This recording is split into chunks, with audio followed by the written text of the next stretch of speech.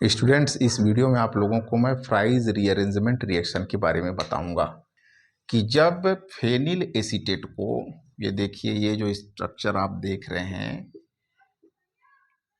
OCOCH3, this is phenyl acetate, इसको anhydrous aluminium chloride के साथ गर्म करते हैं तो आर्थो या पैरा हाइड्रोक्सी एसीटोफिनोन बनते हैं। OCOCH3 आर्थो या पैरा हाइड्रोक्सी एसीटोफिनोन का मिश्रण प्राप्त होता है। आर्थो या पैरा हाइड्रोक्सी एसीटोफिनोन मिलते हैं। तो फ्राइज रीअरेंजमेंट क्या है कि जब फेनिल एसीटेट को एनहाइड्रस एल्युमिनियम क्लोराइड के साथ गर्म किया जाता है तो हाइड्रोक्सी एसीटोफिनोन, ये आर्थो पैरा हाइड्रोक्सी का मिश्रण मिल सकता है या आर्थो हाइड्रोक्सी एसीटोफिनोन मिल सकता है। This is ortho hydroxy acetophenone, और ये क्या है, पैरा हाइड्रोक्सी एसीटोफिनोन।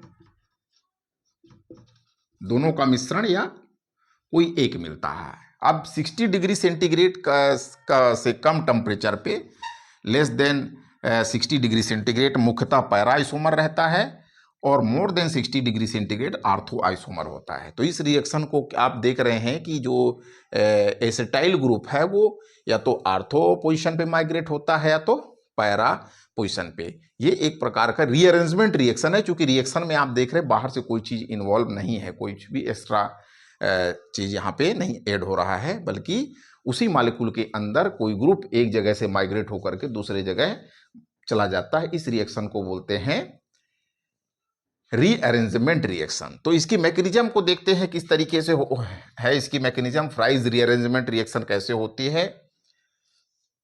यहां पे एल्युमिनियम क्लोराइड का क्या रोल है जो कैटलिस्ट के रूप में काम करता है। OCOCH3 है, तो एल्युमिनियम क्लोराइड सबसे पहले यहां पे ये एक एसिड है, लेविस एसिड है। ये जो यहां पे ऑक्सीजन एटम है, इसके पास चूंकि लोन पेयर होते हैं, तो ये एल्युमिनियम क्लोराइड इस ऑक्सीजन एटम पे जाकर के जुड़ता है। तो ऑक्सीजन एटम पे जुड़ेगा तो क्या होगा, देखिए, Al, इधर Cl3 आप इस तरीके से भी लिख सकते हैं, और ये OCOCH3 है। सेकंड स्टेप में क्या होता है, यहां से आप देखेंगे कि ये जो फार्माइल एसिटिल आयन है ये निकल जाता है।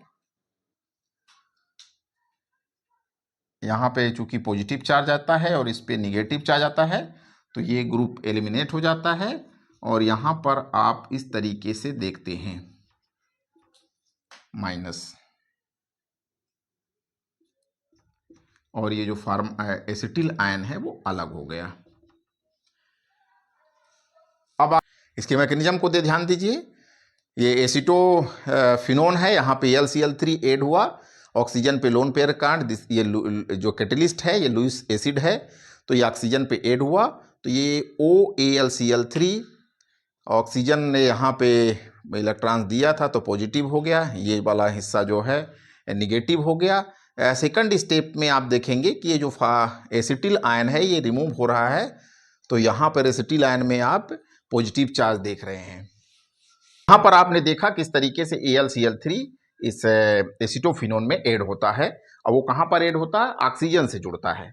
अब सेकंड, ये यहाँ पे एसिटिल आयन अलग हुआ था। अब चूंकि ऑक्सीजन जो होता है वो जो इथरल ऑक्सीजन है, या बेंजीन रिंग से जब ऑक्सीजन एटम डायरेक्ट जुड़ा होता है तो वो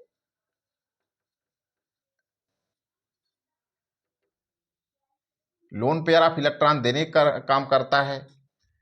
तो यहां पर रिंग की पर इलेक्ट्रॉन की डेंसिटी बढ़ जाती है, बिकॉज ये क्या होता है, आर्थो या पैरा डायरेक्टिंग होता है।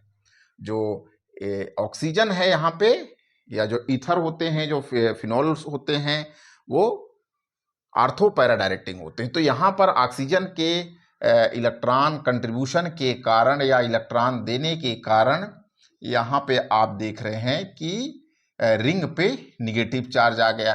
अब ये जो कार्ब एनायन बना है ये रेजोनेंस के द्वारा स्टेबलाइज्ड होता है।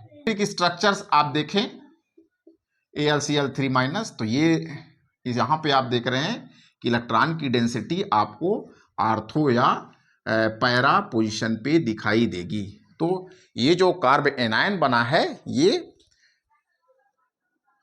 इन दोनों स्ट्रक्चर्स का मिक्सचर है, रेजोनेंस हाइब्रिड है। तो यहां पर इलेक्ट्रॉन की डेंसिटी हम आर्थो पर देखते हैं या तो पैरा पर देखते हैं।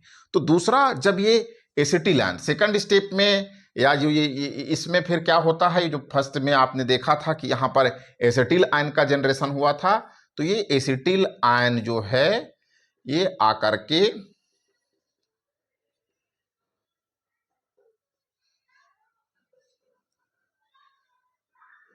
मैं अगर इसमें ऐड करूं तो ये CH3CO+ आकर के पैरा पोजीशन पे ऐड हो जाएगा। एसिटिल आयन आकर के पैरा पोजीशन पे इस तरीके से जुड़ गया, COCH3 OAlCl3-। तो आप यहाँ पर क्या देख रहे हैं कि OAlCl3 में ये जो दो रेजोनेटिक स्ट्रक्चर्स बनी है, तो कम ताप पर जो पैरा 60 डिग्री सेंटीग्रेड से लेस टेम्परेचर पे पैरा आइसोमर डोमिनेट करता है, और जो मोर देन 60 डिग्री टेम्परेचर होता है उसमें आर्थो डोमिनेट करता है। तो यहाँ पर अब ये एसिटिल आयन को अगर पैरा हाइड्रोक्सी एसिटोफिनोन बन रहा है, तो जो एसिटिल आयन है वो पैरा पोजीशन पे जुड़ा, और फिर क्या होता है यहां से देखेंगे आप, जब एसिटिल आयन जुड़ता है उसके बाद फिर यहां से नेक्स्ट स्टेप में आप देखते हैं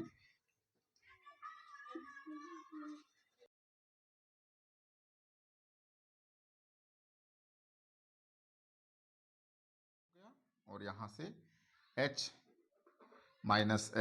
निकलेगा और वो आकर के यहाँ पे जुड़ जाता है। तो ये आपने फ्राइज रीअरेंजमेंट की मैकेनिज्म मैं एक बार फिर से रिवाइज करूंगा। सबसे पहले AlCl3 ऑक्सीजन के साथ जुड़ता है जिससे कि एसिटिल आयन बनता है, और वो एसिटिल आयन आर्थो या पैरा पोजीशन पर जुड़ता है, जिसके कारण आप देखते हैं कि आर्थो या पैरा हाइड्रोक्सी एसिटोफिनोन आपको प्राप्त होते हैं। तो this is Fries rearrangement reaction.